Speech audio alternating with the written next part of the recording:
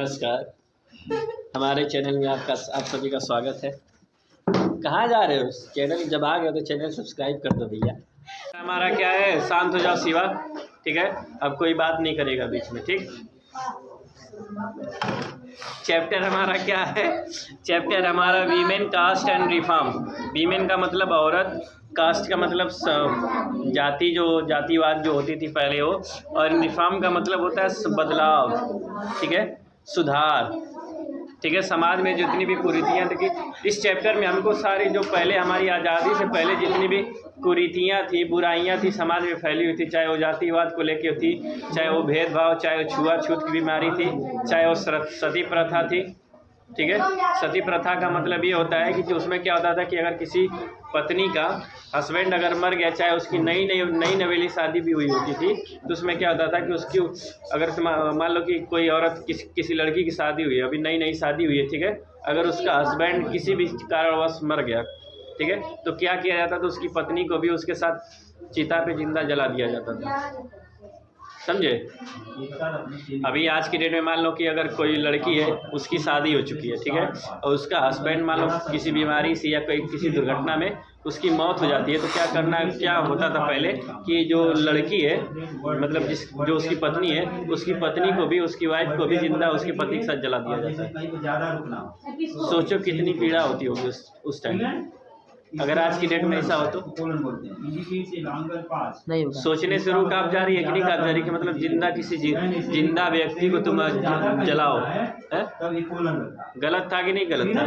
दूसरी बात ये थी कि समाज में जितनी भी बीमारियां थी, जैसे छुआछूत की बीमारी थी, ठीक है, जातिवाद की बीमारी थी, भेदभाव बहुत ज़्यादा होता था पहले, भेदभाव बहुत ज़्यादा होता था, इतना कि पूछो मत। बाल विवाह होता था, बच्चों की शादियाँ कर दी जाती थी, छोटे छोटे बच्चे, लड़कियां लड़के जो होते थे, इनकी बचपन में ही शादी हो जाती थी। जैसे कि अभी क्लास 4 में जितने बच्चे हैं, जैसे ये सब क्लास 6 वाले जो बच्चे दिख रहे हैं तुमको, इन सब की उम्र में शादी हो जाती है। जैसे शिवा है ना, शिवा जैसे अभी जितनी उम्र है, ये तो इस उम्र में इसकी शादी हो जाती थी, ठीक है। मान ली शिवा की शादी हो चुकी, बाल विवाह हो गया, शिवा का बाल विवाह हो गया, तो क्या होता था कि शिवा और दिव्या, इन दोनों का बाल विवाह हो गया, मान लो, ठीक, उदाहरण के तौर पे समझो, ठीक है। तो क्या इन दोनों का भी बाल विवाह हो गया, ठीक,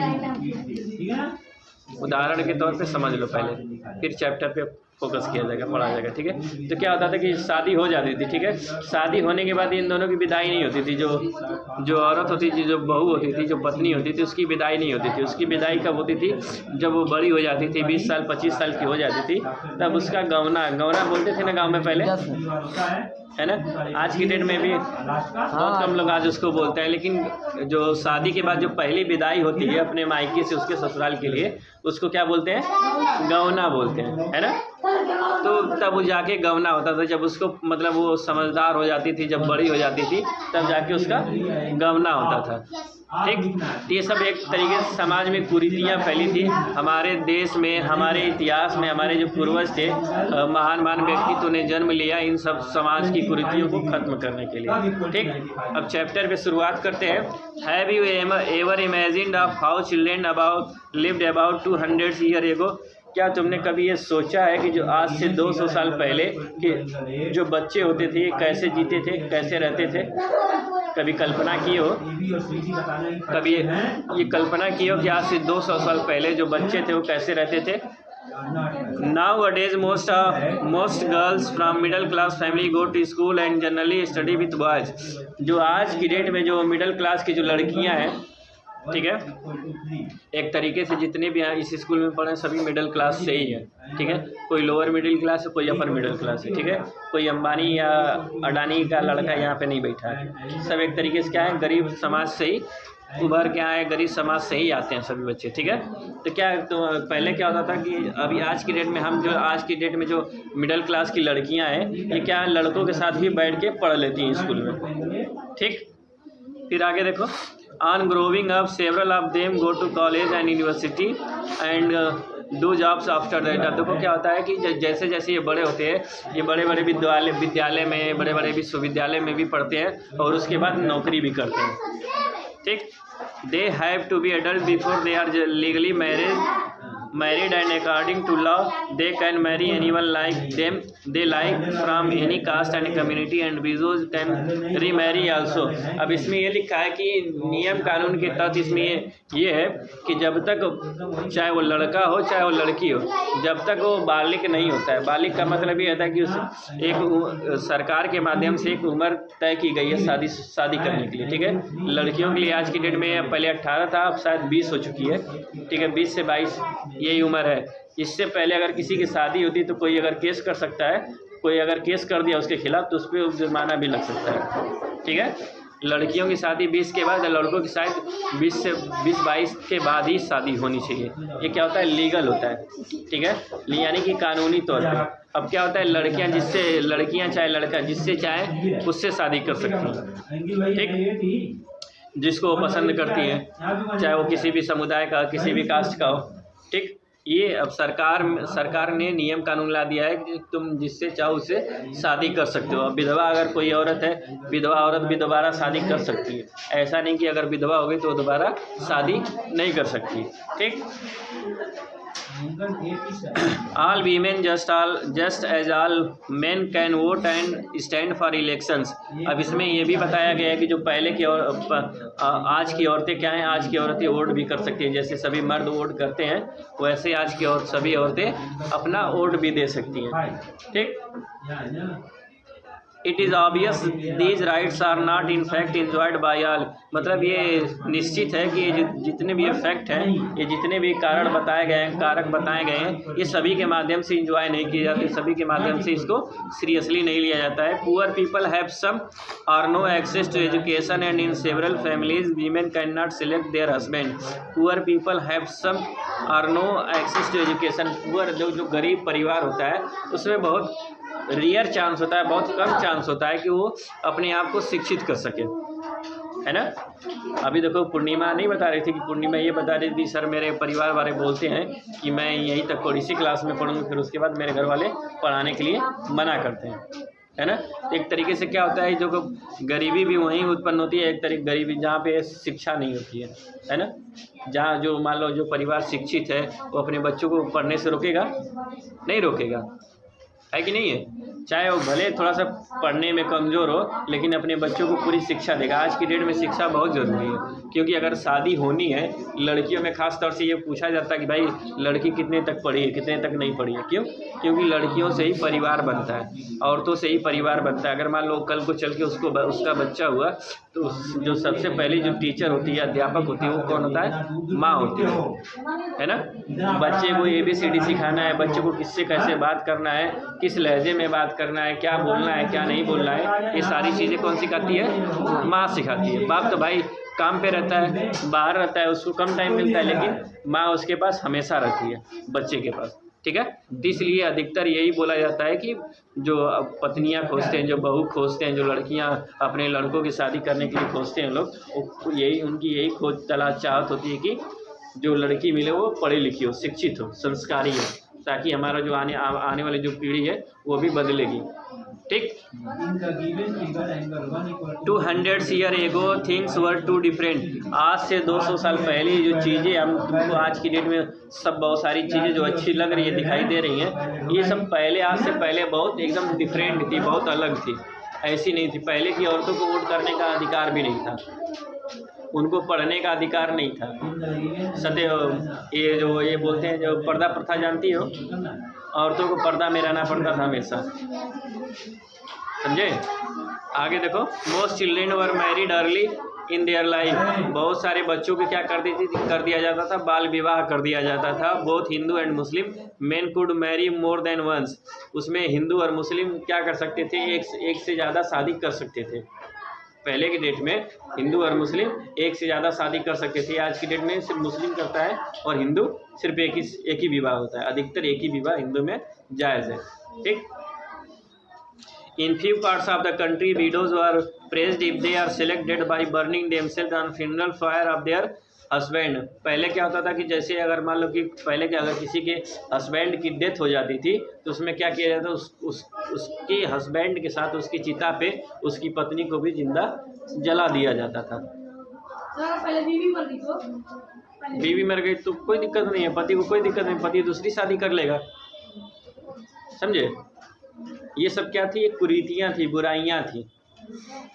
अगर मान लो अगर नई नवेली शादी हुई, अगर पत्नी मर गई तो ऐसे भी जानते हो कि आज की डेट में भी अगर पत्नी मर गई तो बहुत लोग खुश होते हैं कि नहीं होते हैं? बहुत रेयर होते हैं जिनको दुख होता है, जो अंदर से तकलीफ होती है।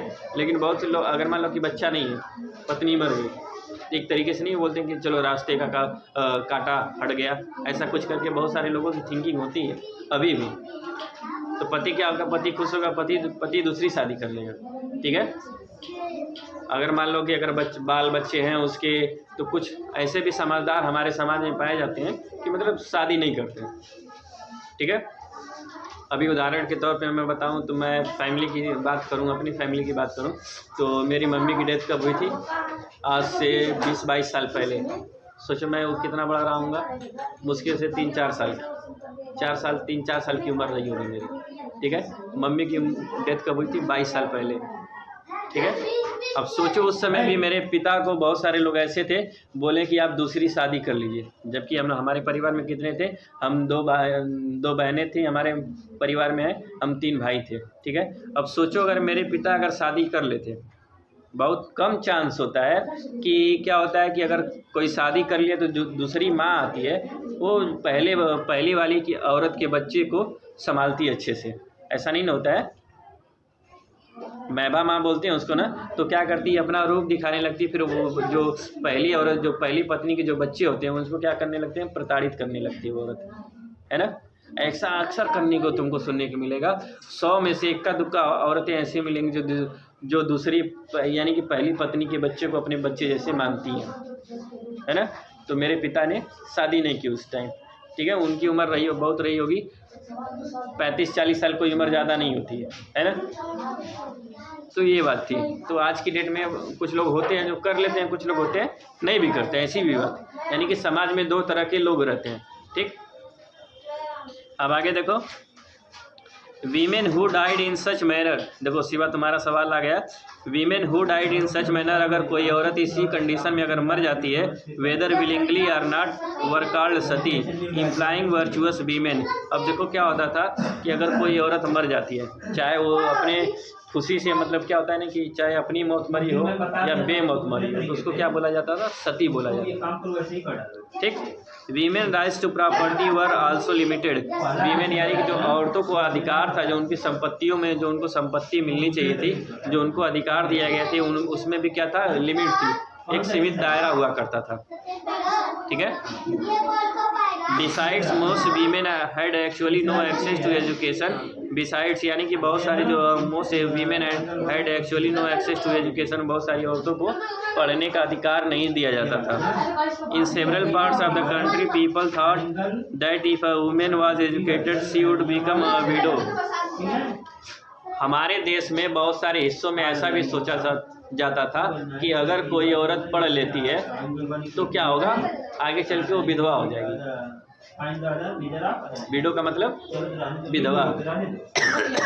जानते हो गलत सोच कहाँ पे उत्पन्न होती है? ये जो झाड़ फूक करने वाले जो होते हैं ना, अधिकतर किसके माइंड में आता है? जो कम पढ़े लिखे होते हैं, है ना? जो जहाँ शिक्षा नहीं होती, जो जहाँ अशिक्षित लोग रहते हैं, यही लोग झाड़ फूक के मामले में ज़्यादा पढ़ते हैं, है ना? इसमें यही बताया गया है कि अगर मान लो कि कुछ औरतें, कुछ हमारे देश के हिस्सों में ऐसा भी सोचा जाता था, अगर कोई औरत पढ़ लेती है तो क्या हो जाएगी? वो आगे चल के विधवा हो जाएगी। सोचिए, कोई मतलब तर्क है? नहीं ना? ये गलत बात है कि नहीं गलत बात है? तो इसका मतलब यही सीधा साधा है कि शिक्षा नहीं थी, लोग क्या थे? अशिक्षित थे। ठीक? Difference between men and women were not fair in society. यानी कि जो समाज में क्या था? समाज में औरतों और मर्दों को लेकर भेदभाव था, ये क्या था? ये गलत था। इन सेवरल रीजन्स, बहुत सारे क्षेत्रों में people were divided along lines of caste. बहुत सारे क्षेत्रों में क्या होता था? जो लोग होते थे अलग अलग जातियों में विभाजित थे। भगवान सबको एक बना के भेजा है कि नहीं भेजा? Yes sir. जब भगवान भेजता है, सोचो बच्चे में सबका लाल खून होता है, सभी की शरीर एक जैसी होती है कि नहीं होती है? बस डिफरेंस ये रहता है कि कोई किसी की हाइट लंबी है, किसी की छोटी है, किसी का कलर डार्क है, किसी का फेयर है। कोई गोरा है, कोई सांवला है, यही ना है। लेकिन सबका रंग लाल है कि नहीं है? सभी के पास 2 आँख, 2 कान, सारी चीज़ें है कि नहीं है? सेम टू सेम, हु बहुत सारे बच्चे एक जैसे हैं। लेकिन यहाँ पे आने के बाद क्या हुआ, धर्म में विभाजित हो गए लोग, है ना। छोटा बच्चा जब जन्म लेता है तो उसको मालूम होता है मैं किस धर्म का हूँ, नहीं किस जाति का हूँ, नहीं ना। लेकिन यहाँ पे उसको बताया जाता है, उसको सिखाया जाता है कि तुम फलां जाति के हो, तुमको फलां चीज़ें करनी है, फलां चीज़ें नहीं करनी है। भेदभाव बच्चों को बचपन से ही घर में ही सिखाया जाता है। बहुत सारी चीज़ें अभी तुमको पढ़ने को मिलेगी। इसमें देखो क्या लिखा है, Brahmans and Kshatriya regarded themselves as upper caste. जो ब्राह्मण होते थे और जो क्षत्रिय होते थे अपने आप को क्या बोलते थे, अपर कास्ट, यानी कि ऊंची जाति के अपने आप को दर्जा देते थे। ठीक। Others like traders and money lenders often called as Vaishyas were placed after them. जैसे कि अब दूसरे जो व्यापारी समुदाय के जैसे होते थे, जो व्यापार करते थे या कोई भी लेन देन का कार्य करते थे, वो अपने आप को किस में रखते थे, वो इनसे नीचे रखते थे। ब्राह्मण और क्षत्रिय से अपने आप को क्या रखते थे, नीचे रखते थे, और उनको क्या कहा जाता था, वैश्य कहा जाता था। वैश्य, ठीक है। वैश्य का मतलब समझ रही हो। आज की डेट में अगर मैं बात छोटी जाति नहीं, छोटी जाति में जैसे बनिया होते हैं, जो किसी की दुकान है, कोई भी दुकान A to Z कोई भी दुकान, वो सब किस में आते हैं, वैश्य में आते हैं। ठीक। At the lowest rung, those who work to keep cities and villages clean are worked at job to that other castes regarded polluting, that it could be result in the loss of caste status। अब इसमें ये भी बताया गया है कि दूसरे वे लोग होते थे जो शहर की साफ़ सफाई, गांव की साफ़ सफाई करने में लगे रहते थे, या जो ऊंची जाति के लोगों की जो कचरा होता था, जो गंदगी करते थे, उसको साफ़ सफाई करने में लगते थे, उनको क्या बोला जाता था, लोअर कास्ट। ठीक है, यानी कि निम्न जाति के लोग उनको बोला जाता था। ठीक। The upper castes also created several of these groups at the bottom as untouchable। जो ऊंची जाति के लोग होते थे, इनको क्या बोलते थे, इनको छुआछूत, यानी कि छुआछूत इससे बनाते थे कि इनको हमको छूना नहीं है, इनके साथ नहीं रहना, इनके साथ खाना पीना नहीं करना, इनके साथ पानी नहीं पीना है, बहुत सारी चीज़ें इनसे बराव करते थे। They were not permitted to enter temples, draw water from wells used by the upper caste, और bath in ponds where upper caste also bath. अब इसमें भेदभाव देखो किस तरीके से होता था। भेदभाव इस तरीके से होता था कि जो जहाँ पे अपर कास्ट जाती है, चाहे मंदिर हो, चाहे जिस कुएं का पानी पीते हो, या कोई भी चीज़ हो, वहाँ पे छोटी कास्ट के लोगों को जाना एकदम वर्जित था, मनाही थी। वहाँ पे छोटी कास्ट के लोग नहीं जा सकते हैं। ठीक। They were considered as inferior human beings. उनको क्या बोला जाता था, उनको एकदम निम्न, यानी कि एकदम गिरी हुई नज़रों से देखा जाता था। समझे। लास्ट लाइन क्या, in the 19th and 20th centuries several of these norms and perception were slowly changed। अब देखो 19वीं और 20वीं शताब्दी में क्या हुआ, ये धीरे धीरे जो परसेप्शन थी, जो बदलाव थी, जो सोच थी, वो धीरे धीरे बदलने लगी। ठीक। चलो देखो, वर्किंग टूवर्ड्स चेंज, यानी कि कुछ कार्य ऐसे भी थे हमारे समाज में, जो हम इतिहास से पहले की बात कर रहा हूँ, जैसे कि आज़ादी से पहले, कि वर्किंग टूवर्ड्स चेंज, यानी कि बदलाव, जो कुरीतियाँ थी, जो बुराइयाँ थी समाज में फैली हुई थी, उन समाज की बुराइयों को ख़त्म करने के लिए जो बदलाव होने वाले थे, उनके बारे में हमको पढ़ना है, समझना है। ठीक। From the early 19th century, we discovered debates and discussions about social customs and practices taking on a new character। जो 19वीं शताब्दी की जो शुरुआत हो रही थी, वी डिस्कवर डिबेट्स, हमने क्या किया, हमने डिबेट्स किया, यानी डिस्कशन किया, बातचीत की, एक दूसरे से बहस किया, and about social customs and practices taking on a new character. यानी कि अगर कोई समस्या है, कोई बुराइयां हैं, कोई कुरीतियां हैं, हमने उस पर क्या करना शुरू किया, उस पर बहस करना शुरू किया, उस पर बातचीत करना शुरू किया। One essential reason for this was the development of new forms of communication. इसका एक जो महत्वपूर्ण कारण था, वो महत्वपूर्ण कारण क्या था, संचार का एक नया नियम था। ठीक, रूप था। फॉर द फॉरमोस्ट टाइम, यानी कि जो हमारे पूर्वजों का समय था, books, newspaper, magazines, leaflets and pamphlets were printed. उस समय देखो क्या होना शुरू हो गया था, उस समय किताबें, न्यूज़पेपर, मैगजीन्स, ये सारी चीज़ें छपनी शुरू हो चुकी थी। These were very cheap and accessible than the manuscript that you have studied in class 7th। अब देखो ये बहुत जो न्यूज़पेपर छप के आता था, मैगजीन्स वगैरह जो छप के आती थी, ये सब बहुत सस्ते होते थे, ठीक है। Hence ordinary people could read these and several of them could also write and express their ideas in their own language। अब इससे क्या होने लगा कि अब जो चीज़ें अगर सस्ती होती है तो क्या होता है, पूरे समाज में फैल जाती है, ठीक है। अगर हम बात करें संचार के नियम, संचार के नए रूप की, तो जो 5G, जब 4G आया था नया, तो उस समय जियो की सिम जब नई आई थी, आज से 203 साल 4 साल पहले की बात कर रहा हूँ, तो उस समय क्या होता कि जो जियो की सिम थी, जियो सभी को फ्री बांटा गया था। एक साल सभी लोग 4G डाटा एकदम 1.5 GB पर डे एकदम बाकायदा यूज़ कर रहे थे, 1.5 GB। उस समय सोचो सभी लोग 3G, एक तो महंगा डाटा पैक मिलता था, ऊपर से डाटा कम मिलता था, 3G नेट कम चलता, सही नहीं चलता था, तो सभी लोग अपना क्या होने लगा, वहाँ से बदलाव होना शुरू हो गया। अगर मान लो कि जब फ्री सभी को फ्री मिल रहा है तो सभी यूज़ करेंगे कि नहीं करेंगे, ठीक है। उसके चक्कर में 3G मोबाइल 4G में बदलनी शुरू हो गई, सभी लोग नए मोबाइल लेना शुरू कर दिए, ठीक है। अपने 3G मोबाइल को चेंज करके 4G में कन्वर्ट कर दिए, ठीक। फिर उसके बाद देखो क्या हुआ, तो जब ये जियो की सिम आई तो उसके बाद सारी चीज़ एकदम से शुरुआत से ही पूरा बदल गया, ठीक। तो इसी तरीके से उस समय बदलाव में ये हुआ कि मैगजीन कोई भी पढ़ सकता है, न्यूज़पेपर कोई भी पढ़ सकता है, या आर्टिकल क्या लिखा है, दीज वर वेरी चीप। ये जो चीज़ें हमको मिल रही थी बहुत सस्ती मिल रही थी, ताकि उससे हम क्या कर सकते हैं, मैगजीन पढ़ सकते हैं, अखबार पढ़ सकते हैं, जो मनुस्क्रिप्ट से सस्ती थी, ठीक। हैंस ऑर्डिनरी पीपल, इसलिए जो आम लोग थे, ये लोग सारी चीज़ें पढ़ सकते थे, अपने विचारों को व्यक्त कर सकते थे किसी भी भाषा में।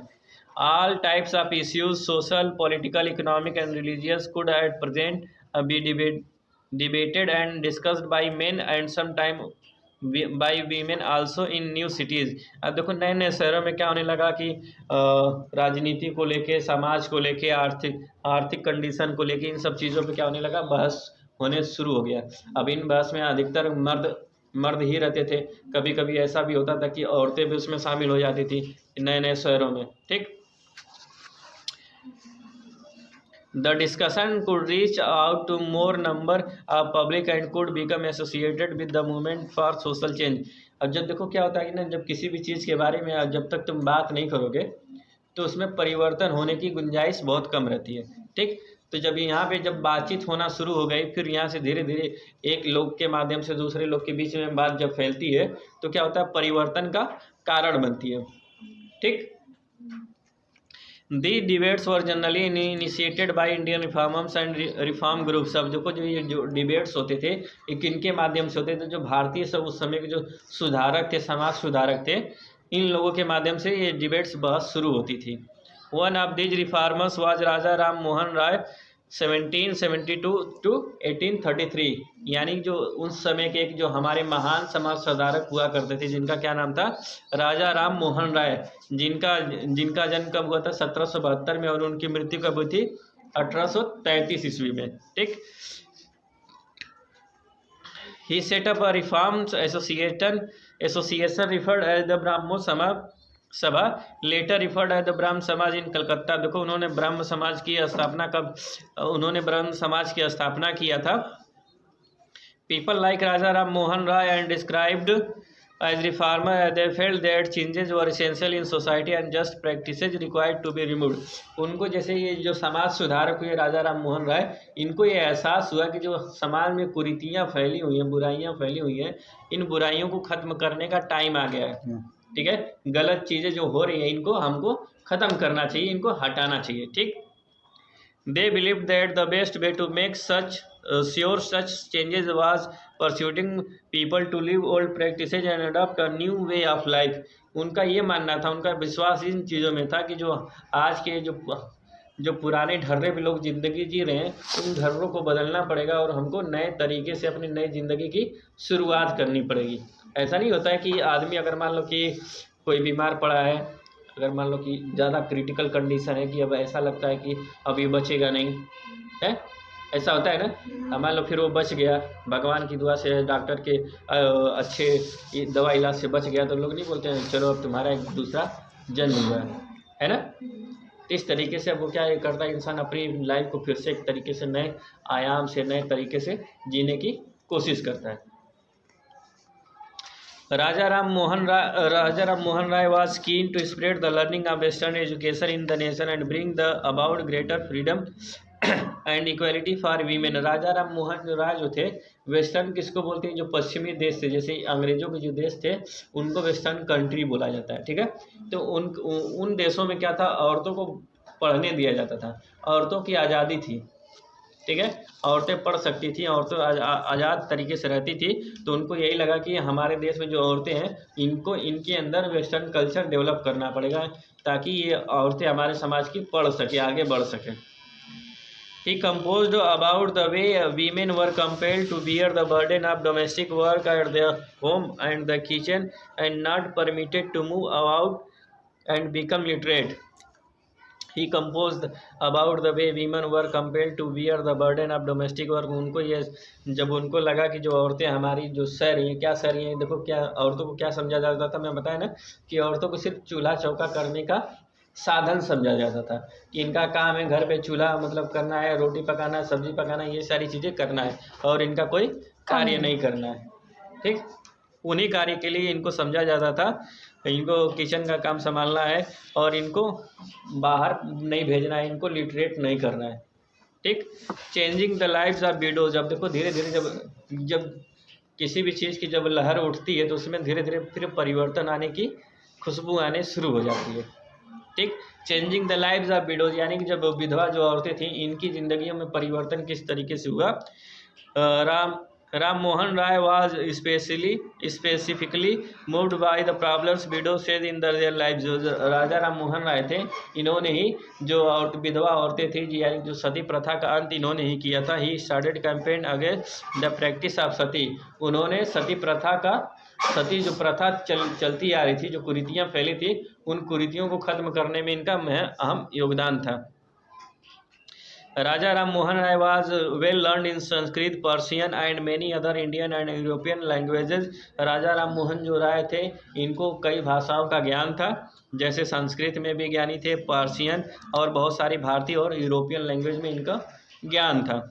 He attempted to show through his composition that the practice of widow burning had no section in ancient text. उन्होंने बताया कि जो ये सती प्रथा हम कर रहे हैं, जो औरतों को, विधवा औरतों को जिंदा जला रहे हैं, ये कहीं लिखित नहीं है, मतलब ये कहीं मतलब उच्च तरीका नहीं है, सही तरीका नहीं है कि हम अगर कोई विधवा औरत है तो उसको हम जिंदा जला दें, ठीक। By the early 19th century, as you have studied in chapter 7, several British officials had also started to criticise Indian tradition and customs.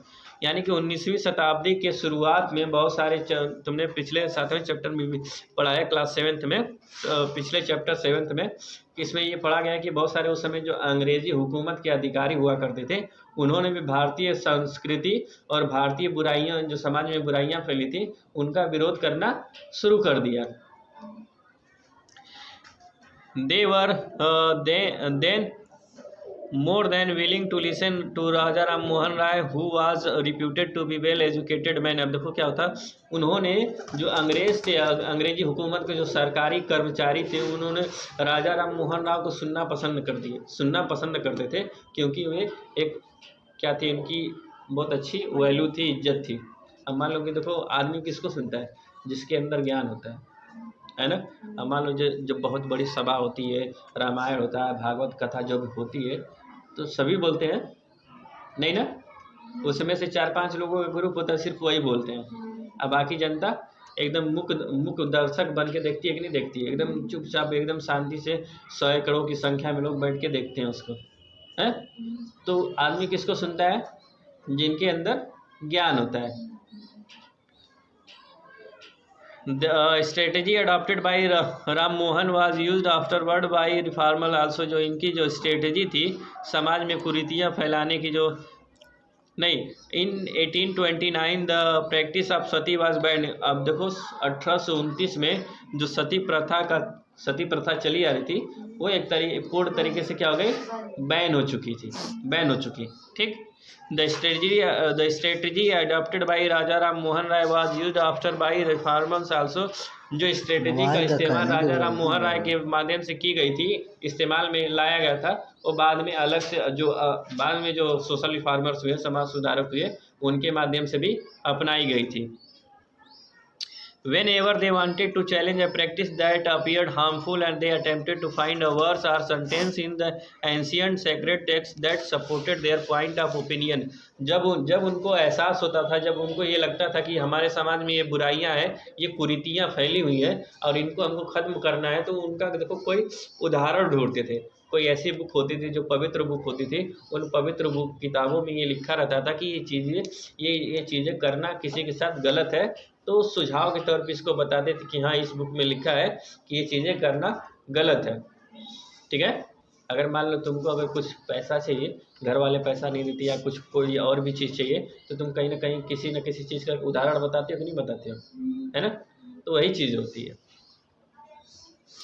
They when advised that the practices as it existed now was against early tradition, then they advised, तब उन्होंने advised किया, सलाह दिया, that the practices add is existed, यानी कि जो बुराइयां समाज में फैली हुई हैं, नाउ आज अर्ली अगेंस्ट ट्रेडिशन, ये सब क्या है, समाज और संस्कृति के खिलाफ है। For example, one of the most known reformer Ishwarchandra Vidyasagar use the ancient text to advise that widows could remarry. Example, उदाहरण के तौर पे, यानी कि जो सबसे ज्ञानी रिफॉर्मर्स हुआ करते थे, जिनका क्या नाम था, ईश्वरचंद्र विद्यासागर, उन्होंने बताया किताबों से पढ़ के कि जो विधवा औरतें हैं इनकी दोबारा शादी करने को भी दिया गया है, कि ये इनकी दोबारा शादी हो सकती है। ठीक। His advice was adopted by British officials and law was passed in 1856। उनकी जो सलाह थी अंग्रेज हुकूमत के माध्यम से मान ली गई और बाद में इसको 1856 में इसको पास कर दिया गया, यानी कि विधवाओं की दोबारा से शादी हो सकती है। ये नियम कब पारित हुआ, 1856 में। ठीक। Those who were opposed to the remarriage of widows opposed Vidyasagar and also boycotted him। यानी कि अब देखो क्या होता है, समाज में जब कोई चीज़ परिवर्तन आती है, अभी भी जब देखो कुछ साल पहले की बात है, आज से 20 साल 30 साल पहले की बात है, कि जो हमारे देश में जो लड़कियों की शादी होती थी, वो लड़कियों की शादी बहुत कम उम्र में हो जाती थी, यानी कि 18 साल से पहले ही हो जाती थी। तो बाद में जब परिवर्तन होना शुरू हुआ, जब इसमें बदलाव लाया गया कि अब जो लड़कियों की शादी हो 18 साल से, या किसी भी की शादी हो, लड़का या लड़की हो, 18 साल से कम की उम्र में शादी किसी की नहीं होगी, तो कुछ लोग इसका विरोध भी किए। एक वर्ग होता है किसी भी चीज़ का हमेशा विरोध करता है, तो वही विरोध यहाँ पे भी हुआ जब 1856 में जब ये कानून पारित हुआ कि विधवाओं की भी दोबारा शादी हो सकती है, तो इनका भी, ईश्वरचंद्र विद्यासागर का भी लोग क्या किए, विरोध करना शुरू किए। ठीक। और इनको बायकॉट कर दिए। In the Telugu speaking regions of Madras presidency Veeresalingam Pantulu made an association for widow remarriage. अब देखो क्या हुआ, तेलुगु भाषा में, तेलुगु जो जहाँ भाषा बोली जाती है, जो क्षेत्र होता है, वहाँ पे देखो जो मद्रास की प्रेसिडेंसी थी, प्रेसिडेंसी का मतलब जो वहाँ का जो क्षेत्र था, ठीक, वहाँ के कौन से लोग थे, वीर सालिंगम पंतुलु, उन्होंने क्या बनाया, एक संगठन बनाया, संगठन का निर्माण किया, जिसमें क्या होता है, विधवा औरतों की दोबारा शादी होती थी। ठीक। Around the similar time, young intellectuals and reformers in Bombay swore themselves to work for the same cause। ठीक उसी टाइम, सिमिलर टाइम पे जो यंग इंटेलेक्चुअल थे और जो समाज सुधारक हुआ करते थे, इन Bombay swore themselves to work for the same cause। अभी धीरे धीरे क्या होने लगा कि पूरे भारत में ये सब सारी चीज़ें फैलना शुरू हो गई। ठीक है। पहले देखो शुरुआत कहीं एक जगह से होती है, एक लोग से कहीं एक जगह शुरुआत होती है, फिर जब वो धीरे धीरे जब लोगों को पसंद आना शुरू हो जाता है, तो धीरे धीरे उसका बदलाव की जो आंधी चलती है पूरे क्षेत्र में फैलना शुरू हो जाती है। तो अभी धीरे धीरे बॉम्बे में भी आ गया, in the north Swami Dayanand Saraswati, उत्तर में Swami Dayanand Saraswati, who set up the reform association referred as Arya Samaj, who also gave support to widow remarriage. अब देखो दयानंद सरस्वती जिन्होंने किस समाज की स्थापना की थी, आर्य समाज की स्थापना किए थे। इन्होंने भी विधवाओं की दोबारा शादी करने के पक्ष में थे, सपोर्ट किया था। Still the number of widows who in fact remarried remained low. Still the number of widows यानी कि आज अभी भी कुछ समस्याएं, संख्याएं ऐसी थी कि जो विधवाएं औरतें हैं उनकी दोबारा शादी अभी नहीं हो पा रही थी, नहीं हो रही थी, इनकी संख्या बहुत कम थी। Those who married were accepted with great difficulty in society and conservative groups continue to be against the new law। यानी कि अब जिसकी अगर जो विधवा औरत है अगर उसकी अगर दोबारा शादी हो भी गई तो उसकी बहुत समस्याओं से उसकी दोबारा शादी होती थी और समाज उसको बहुत ना नुकुर करने के बाद उसको एक्सेप्ट करता था, समझे। Girls begin going to school. अब लड़कियों की शुरुआत क्या होती है, लड़कियों की शुरुआत स्कूल जाने की होती है, ठीक। स्कूल जाने की उनकी शुरुआत किस तरीके से हुई, कैसे हुई, अब ये सारी चीज़ें हमको देखना है। Several reformers believe that education for girls was essential in order to improve the situation of women. बहुत जो समाज सुधारक थे उनको जब ये एहसास हुआ कि अब लड़कियों को पढ़ने के लिए स्कूल भी भेजा जाना चाहिए। Vidyasagar in Calcutta and several other reformers in Bombay establish schools for girls. Vidyasagar Calcutta में और बहुत सारे समाज सुधारक ऐसे भी हुए जो अलग अलग क्षेत्रों में अपने देश के अलग अलग क्षेत्रों में लड़कियों के लिए स्कूल खोले, ठीक। When the first school were opened in the mid 19th century, several people were afraid of them। जब 19वीं शताब्दी के मध्य में जब स्कूल खोला गया तो उनमें से बहुत सारे लोग क्या थे, डरे हुए थे। किस बात से डरे हुए थे, they worried that school would take girls away from home, prevent them from working their domestic duties. उनको इस बात का डर था कि ये जो बच्ची लड़कियां पढ़ने जा रही हैं, ये लड़कियां पढ़ने जाएंगी तो घर का काम कौन करेगा, ये क्या हुआ, ठीक है। ये लड़कियां पढ़ने जाएंगी, ये लड़कियों को हमसे हमारे घर से दूर करेंगी और ये जब घर से दूर चली जाएंगी तो घर का काम कौन करेगा, चौका चूल्हा कौन करेगा, साफ सफाई झाड़ू बर्तन कौन करेगा, ये डर था, ठीक है। ये क्या है, अशिक्षा का कारण है, ठीक है, शिक्षा का अभाव है, इसी को शिक्षा का अभाव बोला जाता है, ठीक है। आज की डेट में अगर ऐसा किया जाए तो आज की डेट में भी ऐसा होता है कि लड़कियों को पढ़ने नहीं दिया जाता है ना। कहीं कहीं क्षेत्रों में तुम देखोगे कि लड़कियां एकदम अनपढ़ होती हैं, पढ़ी लिखी नहीं होती, ठीक है। In addition girls had to travel through public places to reach school. देखो लड़कियों को क्या करना पड़ता था, लड़कियों को पब्लिक प्लेसों से गुजरना पड़ता था। यानी कि मतलब क्या होता है, जब स्कूल पहुंचोगे तो बहुत सारे रास्तों से तुमको गुजर के आना पड़ता है कि नहीं पड़ता है? Yes sir. ऐसा तो है नहीं कि सीधे डायरेक्ट घर से निकले स्कूल में पहुंच गए हैं। उसी तरीके से इन लोग की सोच ये थी कि अगर हम लड़कियों को भेजेंगे तो चूल्हा चौका कौन करेगा, घर का सारा काम ये सब करना छोड़ देंगी और ये जो लड़कियां हैं इनको स्कूल पहुंचने के लिए बहुत सारे जगहों से गुजर के जाना पड़ता था, ठीक। Several people believe that this would have a corrupting effect on them. बहुत सारे लोगों की सोच ये हो चुकी थी कि ये जो रास्ते से जा रही हैं लड़कियां, इन रास्तों पे इनकी बुद्धि ये भ्रष्ट हो सकती है, बहुत सारे विकार आ सकते हैं। दे believe that girls should stay away from public places. उनका विश्वास ये था कि लड़कियों को पब्लिक प्लेसेस से दूर रहना चाहिए, ठीक है, जहाँ लोग रहते हैं उन जगहों से दूर रहना चाहिए।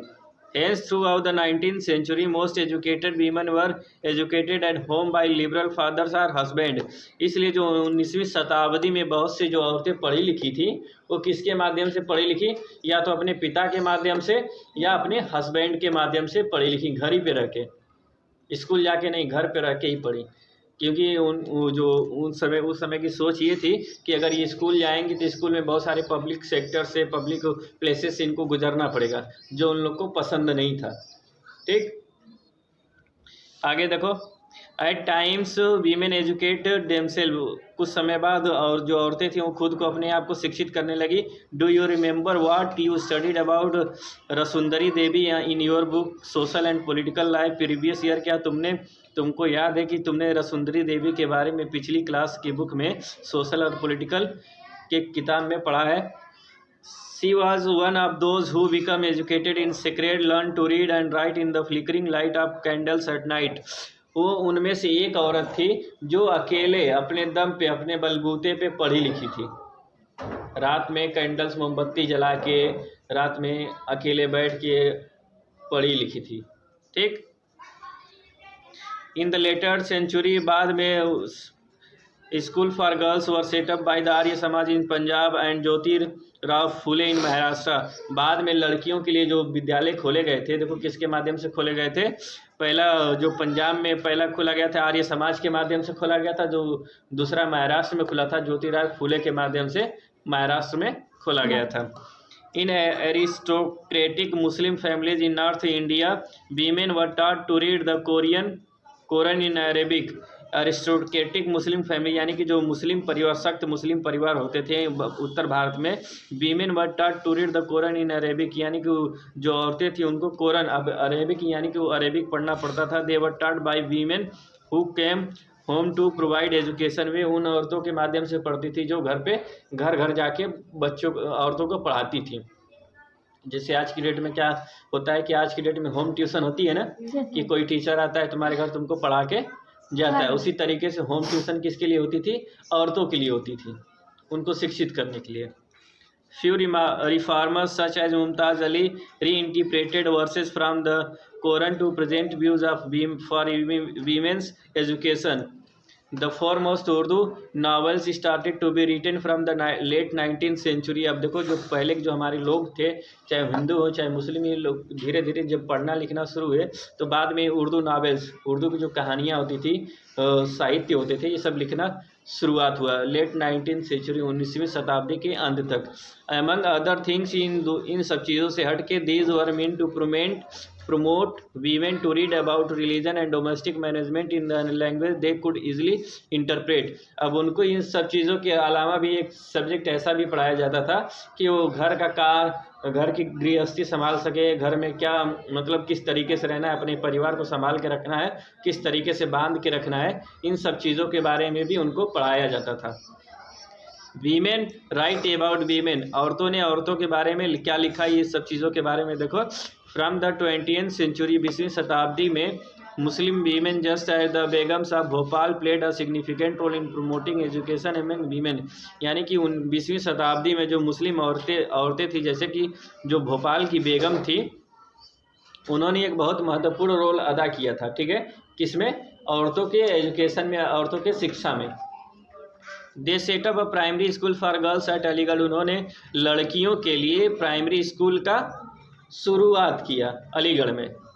Another remarkable women Begum Rukaiya Shekhawat Hussain set up schools for Muslim girl in Patna and Calcutta. दूसरी जो औरतें थी, जैसे कि रिमार्केबल का मतलब होता है जैसे महान हस्तियाँ जो उस समय की थी, जैसे किसी के पास जो राजा महाराजा की जो औरतें होती थी, वाइफें होती थी, उन्होंने क्या किया था कि उन्होंने पटना और कलकत्ता में भी मुस्लिम लड़कियों के लिए प्राइमरी स्कूल्स की शुरुआत की थी। ठीक। She was a fearless critic of conservative ideas starting that religious leaders of every faith accorded and inferior status to women. उन्होंने उनकी विचार में देखो क्या होता है कि इसमें देखो बताया फियरलेस मतलब वो निर्भय थी। ये सब जो औरतें जो सारा कार्य की हैं, ये किसी से डरती नहीं थी, निर्भय थी। तब जाके लड़कियों की शिक्षा पूरी करने के लिए क्या करें, स्कूलों का निर्माण कराया, स्कूल खोले, तब जाके लड़कियां पढ़ना शुरू की। ठीक। By the 1880s Indian women started to enter universities. यानी कि 1880 तक जो भारतीय औरतें थीं, ये सब विश्वविद्यालय में भी जाना प्रवेश की शुरुआत कर दी थी। Few of them train to be doctor. उनमें से कुछ महिलाएं डॉक्टर बनी। Few became teacher. कुछ उसमें से शिक्षिका बनी। Several women started to write and publish their critical views on the place of women in society. बहुत सी औरतें, कुछ ऐसी औरतें थी जो पढ़ लिख ली थी, अब उन्होंने लिखना शुरू किया, पत्रिका लिखती थी, मैगजीन्स वगैरह लिखती थी, और उससे अपने विचार को प्रदर्शित करती थी कि हमारे समाज में हमारी औरतों की कंडीशन क्या है।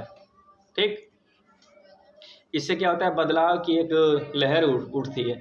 जब मान लो कि जब आदमी को किसी चीज़ के बारे में पता लगता है तभी उसका विरोध करता है ना, वैसे तो करेगा नहीं। फिर इसके बाद देखो, Tarabai Shinde, a woman who become learn at home at Poona, publish the book Stri Purush Tulana, a comparison between women and men, criticising the social variation between men and women. उन्होंने ये लिखा है कि जो ताराबाई शिंदे थी, एक औरत थी जिन्होंने इसको जो घर ही पे स्कूली शिक्षा ग्रहण की थी, उन्होंने एक किताब लिखा जो स्त्री पुरुष तुलना करके, इसमें क्या होता था, औरतों और मर्दों की तुलना की गई थी। ठीक है, criticising the social variation between men and women, उन्होंने बुराइयां लिखी थी, समाज की जो कुरीतियां थी जो औरतों और मर्दों को लेके बनाई गई थी। Pandita Ramabai, a known scholar of Sanskrit, believe that Hinduism was oppressive towards women and wrote a book about the pitiable lives of upper cast Hindu women. Pandita जो रमाबाई थी, इन्होंने एक विद्वान थी, जानी मानी विद्वान थी, किसकी, संस्कृत की। उन्होंने ये लिखा था कि the Hinduism was oppressive towards women, जो हिंदू धर्म है ये औरतों के लिए क्या एक तरीके से ऑप्रेसिव है, and wrote a book about the pitiable lives of upper cast Hindu women. और उन्होंने क्या लिखा था, एक किताब लिखा था हिंदू कास्ट की औरतों के ऊपर कि इनकी जो दयनीय स्थिति है, पिटिएबल का मतलब दयनीय स्थिति, औरतों की जो दयनीय स्थिति थी, उन दयनीय स्थिति के बारे में उनको बताने की कोशिश की गई थी। She set up widows home at Poona to give shelter to widow who had been treated badly by their husband relatives. अब देखो, उन्होंने क्या किया था, विधवा आश्रम भी बनाया था।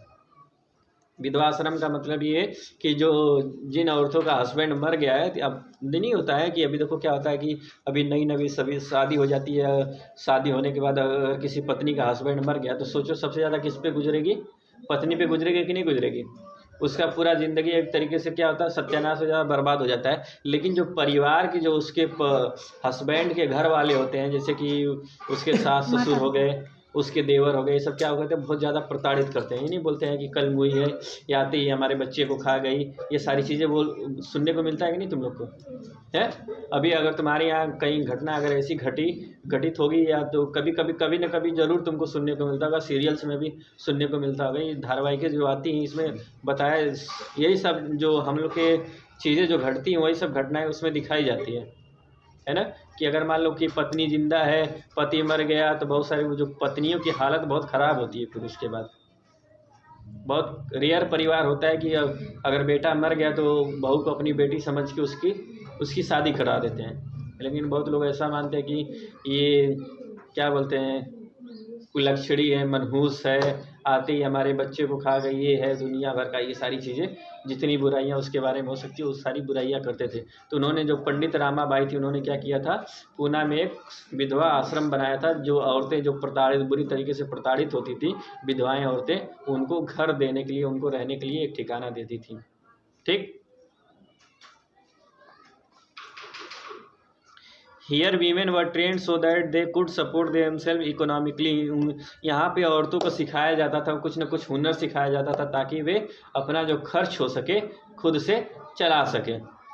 Needless to express all this more than alarm the orthodox. For example, several Hindu nationalists believe that Hindu women were adopting Western method and that this would corrupt Hindu culture and erode family beliefs। अब देखो क्या होता था कि बहुत सारे जो उस समय के जो हिंदू नेशनलिस्ट हुआ करते थे, उनको ये विश्वास हो रहा था कि उनको ये लग रहा था कि जो हमारी हिंदू औरतें हैं ये सब वेस्टर्न कल्चर को मैं मतलब बताया ना, जो विदेशी संस्कृति अपना रही है। इससे क्या होगा कि हमारे धर्म की भावनाएं क्या होगी, आहत होंगी।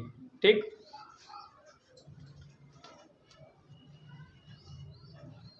as you can observe, orthodox Muslim are also fear about the effect of this changes. यहाँ पे देखो हिंदू ही सिर्फ ये मतलब एक तरीके से डरा सहमा नहीं था, उस समय मुस्लिम भी डरे सहमे थे कि हमारी औरतें जो हैं, ये औरतें हमारी जब बदल जाएंगी तो हमारे दबाव में नहीं आएंगी। ठीक है। औरतों को एक चीज़ समझा जाता है कि औरतों दबाव की चीज़ है, औरतों को जितना डरा धमका के रखोगे उतना फ़ायदे में रहोगे, कायदे में रहोगे, ठीक। एज यू कैन ऑब्जर्व, जैसे कि तुमको ये महसूस हुआ, by the end of 19th century, यानी कि 19वीं शताब्दी के अंत तक women themselves were actively working for change, जो औरतें थीं वो खुद के बदलाव के लिए काम करना शुरू कर दी थी। दे रोड बुक्स, वो किताबें लिखती थी, एडिटेड मैगजीन्स छापती थी, सेटअप स्कूल खोलती थी, and training centre and also women association, और महिलाओं का एक समूह संस्था भी बनाती थी, ठीक। यानी कि औरतों के अंदर बहुत सारे परिवर्तन आ गए थे, और औरतों अपने शिक्षा से लेके, अपने ट्रेनिंग से लेके या स्कूल से लेके A to Z सारी चीज़ें, सारा क्रियाक्रम करना शुरू कर दी थी। From the early 20th century, they made political pressure group to push through laws and for female suffrage, to right to vote and good health care and education for women. Few joined several kinds of nationalist and socialist movement from the 1920s. अब देखो 1920 आते आते तक क्या किए, जो औरतें थीं, औरतें ने मतलब कुछ समुदायों को जो राजनीतिक गलियारे थीं उसमें क्या दबाव बनाना शुरू कर दिए कि औरतों को भी अधिकार दिया जाए, कि औरतें भी वोट कर सकें, ठीक है, अपना मतदान कर सके। इनको मतदान करने का हक नहीं था, इनको पढ़ने का अधिकार नहीं था, ये सब सारा अधिकार बाद में मिला, ठीक है ना। सिर्फ पुरुष ही वोट कर सकता था। बाद में जब ये सारा प्रेशर डाले, कुछ लोग राष्ट्रीय आंदोलन किए, बहुत सारे मुहिम शुरुआत हुई, तब जाके इनको क्या करने दिया, इनको वोट देने का अधिकार दिया गया बाद में, ठीक। During the 20th century, leaders like Jawaharlal Nehru and Subhash Chandra Bose lent their support to demand for higher equality for and freedom. Few also went to work in plantation in Assam, Mauritius, Trinidad and Indonesia. देखो कुछ व्यक्ति कहाँ चले गए, कुछ व्यक्ति विदेशों में भी चले गए, क्या करने के लिए, प्लांटेशंस करने के लिए, यानी कि पौधारोपण करने के काम में, ठीक। जैसे कि आसाम हमारे ही देश का एक राज्य है, Mauritius, Trinidad and Indonesia. Work in the new areas was often very hard, यानी कि नए जगहों पे जब जाके तुम कोई काम करोगे तो क्या होता है, वो हमेशा एक कठिन होता है, थोड़ा सा कठिनाई महसूस होती है, ठीक। However, the poor people from low castes view this as an opportunity to get away from the oppressive way that upper caste landowner practice over their lives and daily humiliation they go through। अब देखो जो छोटे समुदाय के लोग थे, जो ये गरीब समुदाय वर्ग के लोग थे, ये क्या करते थे, इनको ये मौका मिल गया, इनको एक अवसर मिल गया कि हम यहाँ से हम अपना गांव समाज छोड़ के चले जाते हैं। किस लिए छोड़ के चले जाते हैं, कि हमको जो बड़ी बिरादरियों से जो हमको दर्द सहना पड़ रहा है, जो बेइज्जती सहनी पड़ रही, छुआछूत की बीमारियां जो हम लोग को झेलनी पड़ रही है, उन सब से हमको छुटकारा मिलेगा, ठीक। तो ये सब इन सबको एक अवसर के रूप में देखे और निकल लिए वहाँ से। There were other job also, वहाँ पे कुछ अलग अलग नौकरियाँ भी थी। The army for example offered opportunities, army की थी जो जिनको अवसर मिलता था। Numerous Mahar people who were considered as untouchable found jobs in Mahar regiment, जैसे कि बहुत सारे कुछ लोग जो महार समुदाय के जो लोग थे, महार समुदाय की मैं बात करूँ तो जैसे कि जो डॉक्टर भीमराव अंबेडकर थे, ठीक है, जिन्होंने संविधान की रचना की, वो भी महार समुदाय के ही थे, जो आज की डेट में बोला जाता है हरिजन जिसको बोलते हैं, ठीक है, हरिजन जिनको बोलते हैं वही समुदाय के लोग थे, ठीक है। तो ये लोग क्या थे, महार रेजिमेंट में शामिल हो गए। महार रेजिमेंट का मतलब होता है जो सैनिकों वाला दल होता है, उस दल में ये लोग शामिल हो गए। The father of B.R. Ambedkar, the leader of Dalit movement, also taught at an army school। जो बताया ना, जो भीमराव अंबेडकर के पिता थे, जो दलित आंदोलन को क्या किए थे, शुरुआत किए थे, उन्होंने भी एक आर्मी स्कूल की शुरुआत की थी, पढ़ाया करते थे उसमें, ठीक है। Demand for equality and justice, यानी कि अब देखो क्या होने लगा, धीरे धीरे जब समाज जैसे जैसे बदल रहा था तो लोगों के बीच में ये भावना उत्पन्न होनी शुरू हो गई कि अब हमको क्या चाहिए, इक्वालिटी और समानता का अधिकार चाहिए, और न्याय, सबको बराबर का न्याय का अधिकार चाहिए, ठीक। Slowly by the second half of the 19th century from people from the inside the non-Brahman caste started organizing organising movement against caste discrimination and ask social equality and justice. अब देखो क्या होता है, धीरे धीरे जब 19वीं शताब्दी का जब दूसरा हिस्सा शुरू होता है, यानी कि 1950 के बाद जो हिस्सा 1950 से पहले की बात कर रहा हूँ, आज़ादी से पहले की बात कर रहा हूँ, तो जब ये शुरुआत होता है तो उसमें क्या होता है कि धीरे धीरे जो ब्राह्मण लोग नहीं, जो ब्राह्मण गैर ब्राह्मण जो थे, उन्होंने क्या किया, अलग अलग एक समुदाय एक संगठन बनाना शुरू कर दिया। किस लिए? कि ताकि हमको बराबरी का समानता का अधिकार मिल सके और हमको भी समान न्याय मिल सके। ठीक है, न्याय में कोई भेदभाव ना हो कि अगर मान लो कि ये अमीर है तो उसको न्याय जल्दी मिलेगा, हम गरीब है तो हमको न्याय नहीं मिलेगा, ऐसा कुछ नहीं। ठीक। The Satnami movement in central India was started by Ghasidas who worked among the leather workers and organised a movement to develop their social status. अब देखो जो सतनामी मूवमेंट करके जो था, जिस मूवमेंट का नाम था, आंदोलन का नाम था Satnami movement in central India, केंद्रीय भारत में, ये किसके माध्यम से शुरुआत किया गया था? घासीदास के माध्यम से शुरुआत किया गया था, जो किसमें कार्य कर रहे थे? लेदर फैक्ट्री में, यानी कि जो चमड़े का कार्य करते थे, जो पहले महार समुदाय के लोग जो चमड़े का कार्य करते थे, ठीक है, चमड़े से जूता बनाना और भी बहुत सारी चीज़ें जो बनती थी उसमें कार्य करते थे, वो उन्होंने संगठन बनाना शुरू कर दिया। ठीक।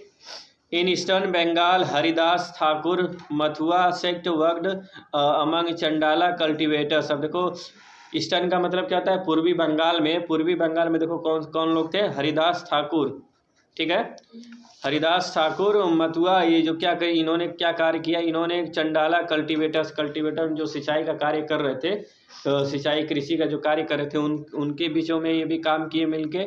Haridas argued Brahmanical texts that supported the caste system. Haridas ने क्या किया? हरिदास क्या करते थे? हरिदास एक चीज़ का विरोध किए, जो ब्राह्मणों की जो लिखी थी स्क्रिप्ट थी कि सिर्फ ये छोटी जातियों को क्या करना है, हमको दबाना है, ये उसके खिलाफ भी आवाज़ उठाएं। In what is today's Kerala a guru from Ezhava caste. आज की डेट में जो केरला है, जो इजावा कास्ट एक है, श्री नारायण गुरु declare the idols of unity for his people. Shri Narayan गुरु जिन्होंने अपने आप को क्या किया, एक आदर्शवादी, यानी लोगों के बीच में लोगों की यूनिटी बनाने के लिए, संगठन बनाने के लिए अपने आप को क्या किया? आदर्शवादी। He was opposed among treating people unequally on the basis of caste differences। उन्होंने भी इस चीज़ का विरोध किया था कि लोगों के बीच में जो जातिवाद का मैटर चल रहा है, बात चल रही है, छुआछूत की बीमारी जो चल रही है, इसको क्या करना चाहिए? हमको खत्म करना चाहिए, इसका विरोध करना चाहिए। ठीक। As per him all humankind belong to the similar caste. जैसे कि उनके हिसाब से जितने भी मनुष्य हैं पृथ्वी पे, सभी क्या हैं? एक जाति के हैं। ठीक है। अब जैसे भगवान, जब हमारा जन्म होता है तो बच्चों को नहीं मालूम होता है कि क्या हम किस जाति के हैं, हिंदू हैं, मुस्लिम हैं, सिख ईसाई हैं, काले गोरे कैसे हैं, उसको कुछ नहीं मालूम होता है, एकदम अबोध बालक होता है ना। बाद में उसको पता चलता है कि हम किस जाति से हैं, किस जाति से नहीं है, हमारा धर्म क्या है, हमारा देश क्या है, हमारा गाँव क्या है, हमारा मोहल्ला क्या है, ये सब बाद में उसको पता चलता है ना। फिर इसके बाद देखो, one of his known statement was ओरु जाति ओरु मतम ओरु दैवम मनुष्यानु। अब इसमें ये लिखा है कि उनका एक जो प्रमुख स्टेटमेंट वाक्य था, कथनी थी उनकी, क्या थी? ओरु जाति, यानी कि एक जाति होनी चाहिए, एक मतम होना चाहिए, एक धर्म होना चाहिए, ओरु दैवम, एक गार्ड होना चाहिए सभी इंसानों के लिए। ठीक। All these sect were set up by leaders who came from non-Brahman castes and worked among them। ये जितने भी कार्य किए गए थे सब किस समुदाय से आते थे? ये सब गैर ब्राह्मण धर्म जाति से आते थे, जो इन्होंने ये सारा कार्य किया। They attempted to change those habits and practices which increased the contempt of dominant castes। इन्होंने, इनकी कोशिशें ये थी कि जो ये सारी चीज़ जैसे डोमिनेंट, यानी कि जो हमारे ऊपर प्रभुत्व अपना जमा रहे हैं, हम इनका प्रभुत्व क्या करेंगे? धीरे धीरे खत्म कर देंगे, जड़ से उखाड़ फेंकेंगे। ठीक। They attempted to create a sense of self esteem among the subordinate castes. अब देखो गुलामगिरी, ठीक है, गुलामगिरी में हमको क्या पढ़ना है, क्या सीखने को मिलेगा, ये चीज़ें देखो। One of the most well known vocal among the low caste leader was Jyotirao Phule. यानी कि जो एक जो छोटी कास्ट के छोटे समुदाय के जो एक महान उस समय के नेता हुए कि उनका क्या नाम था, एक का ज्योतिराव फुले था।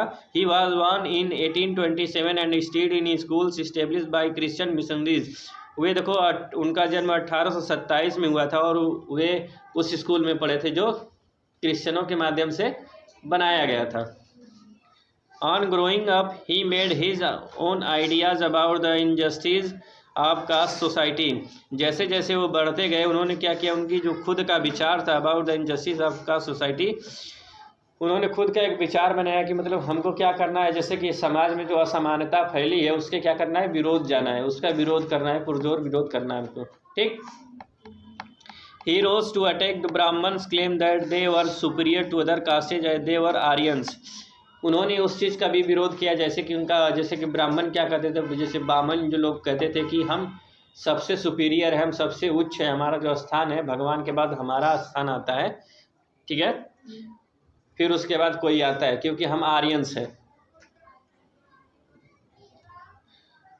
Fule argued that Aryans were foreigners who arrived from outside the subcontinent and conquered and subjugated the true children of the nation, those who had resided here from before the coming of the Aryans। अब देखो इनका कहना था, जो ज्योतिराव फुले थे, इनका कहना ये था कि जो ये आर्यंस ये सब विदेशी हैं, जैसे कि पंडित क्षत्रिय वगैरह जी जो ये सब है, ये सब विदेशी हैं, यहाँ के नहीं निवासी हैं, मूल निवासी जैसे कि हम लोग हैं यहाँ के। Yes sir. ठीक है, तो इनका कहना था कि जो ये सब विदेशी हैं, सब हमारे ऊपर आके आक्रमण किए हैं। ठीक, आक्रमण करने के बाद ये सारा सब कॉन्टिनेंट यहाँ के मतलब जो यहाँ पे जो जीते हैं, मतलब किसी जैसे कहने के मतलब जैसे विदेशी आक्रांता जो आते थे, मुगल बादशाह हो गए या कोई और बादशाह, जैसे कि आप मान लो अंग्रेज जैसे आए थे हमारे पे ऊपर, जब हमारे अंदर फूट डाले, फूट डालने के बाद क्या किए, राज किए, 100-200 साल 300 साल 400 साल राज किए कि नहीं किए।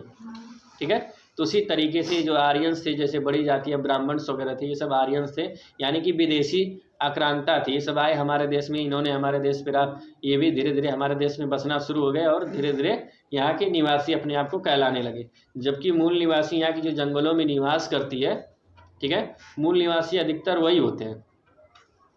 ठीक है ना, किसी भी देश में चले जाओगे तो मूल निवासी वही होता है। जो थोड़ा सा देखोगे ना कि अगर गोरे और काले दिख रहे हैं किसी देश में, अगर गोरे या काले दिख रहे हैं तो समझ जाओ कि जो काले हैं वो वहाँ के मूल निवासी हैं। अभी अफ्रीका में चले जाओगे तो अफ्रीका में एक कहानी उसमें बताया गया है कि अफ्रीका में 2 समुदाय के लोग रहते हैं, एक वाइट लोग होते हैं, एक ब्लैक लोग होते हैं। ठीक है, तो जो काले लोग होते हैं वहाँ के मूल निवासी, और जैसे जो गोरे होते हैं वो सब क्या करते हैं, कहीं ना कहीं से आके बसे रहते हैं, धीरे धीरे अपना कब्जा वहाँ पे जमा लेते हैं, अपनी सत्ता जमा लेते हैं। जब सत्ता में तुम रहोगे तो जो चाहोगे तुम ही ना करोगे, हैं। हम सत्ता में तो हमारी कुछ चलेगी नहीं चलेगी। तो भेदभाव उनके साथ उनको गुलाम बनाया जाता था, उनके साथ भेदभाव किया जाता था, उनको एक बसे में चढ़ने नहीं दिया जाता था, बहुत सारी चीज़ें की जाती थी, बहुत सारा प्रताड़ित किया जाता था इस वजह से। ठीक, कालो और गोरों का भेद तुमको हर देश में सुनने को मिलेगा, अमेरिका में भी होता है ये, ब्लैक और वाइट पीपल, समझे। अब इसके बाद देखो, as the Aryan set up their dominance, जैसे कि जो आर्यंस आए थे अपने जब अपना प्रभुत्व जमा लिए यहाँ पे, they started looking at the defeated population as inferior as low caste people.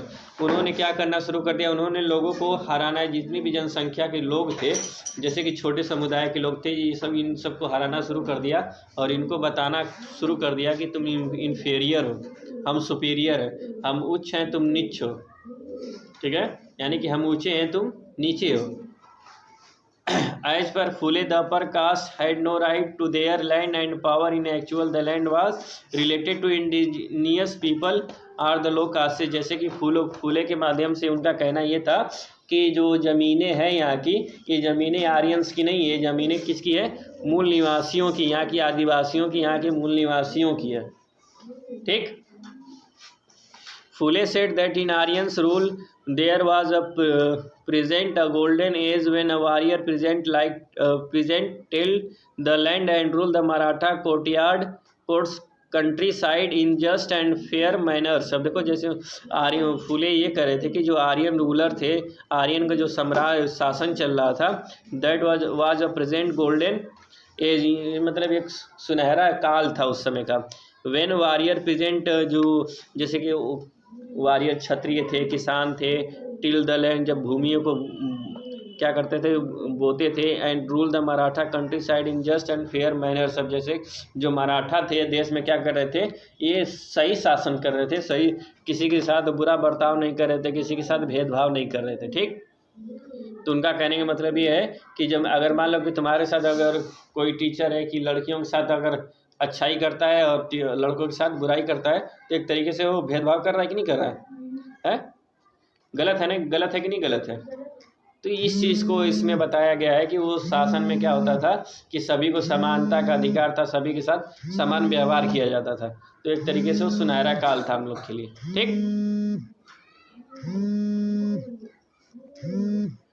He suggested that Sudras and Sudras,